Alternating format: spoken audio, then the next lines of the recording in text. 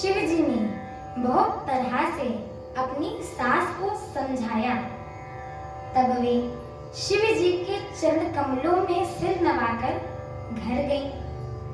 फिर माता ने पार्वती जी को बुला लिया एवं गोद में बैठाकर यह सुंदर सीख दी कि हे पार्वती, तू सदा शिव जी के चरणों की पूजा करना।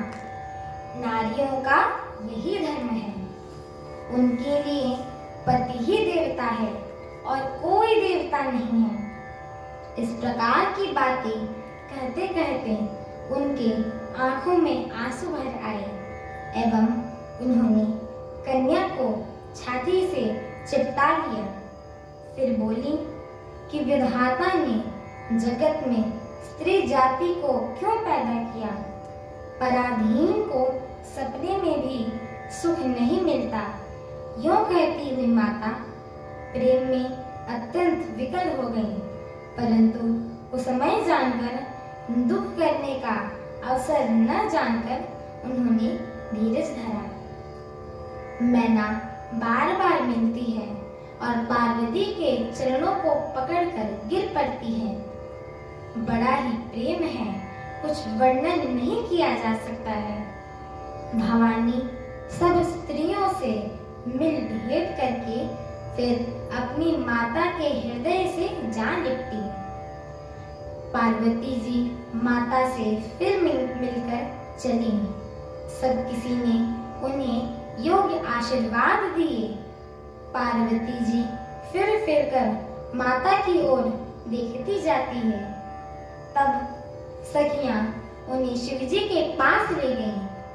महादेव जी सब याचकों को संतुष्ट कर पार्वती के साथ घर यानी कैलाश को चले।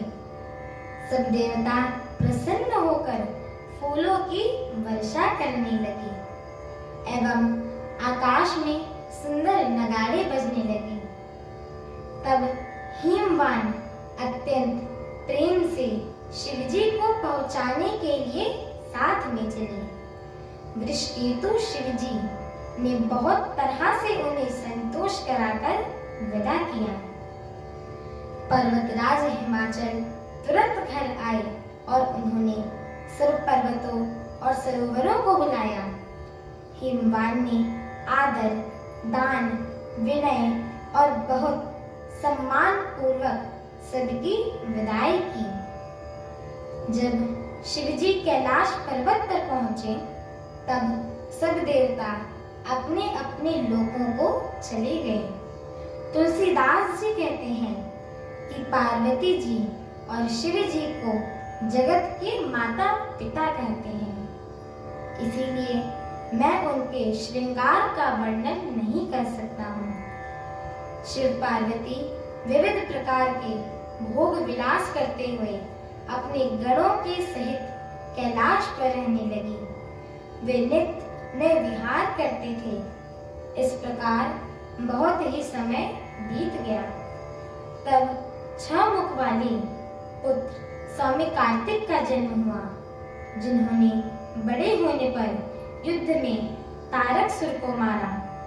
वेद शास्त्र और पुराणों में स्वामी कार्तिक के जन्म की कथा प्रसिद्ध है और सारा जगत उसे जानता है। खड़ानंद स्वामी कार्तिक के जन्म, कर्म, प्रताप और महान पुरुषार्थ को सारा जगत जानता है। इसीलिए मैंने वृषकेतु शिवजी के पुत्र का चरित्र संक्षेप में ही कहा। शिव पार्वती के विवाह की इस कथा को जो स्त्री पुरुष कहेंगे एवं गाएंगे, वे कल्याण के कार्यों और विवाह आदि मंगलों में सदा सुख पाएंगे। गिरिजापति महादेव का चरित्र समुद्र के समान अपार है, उसका पार वेद भी नहीं पाते हैं।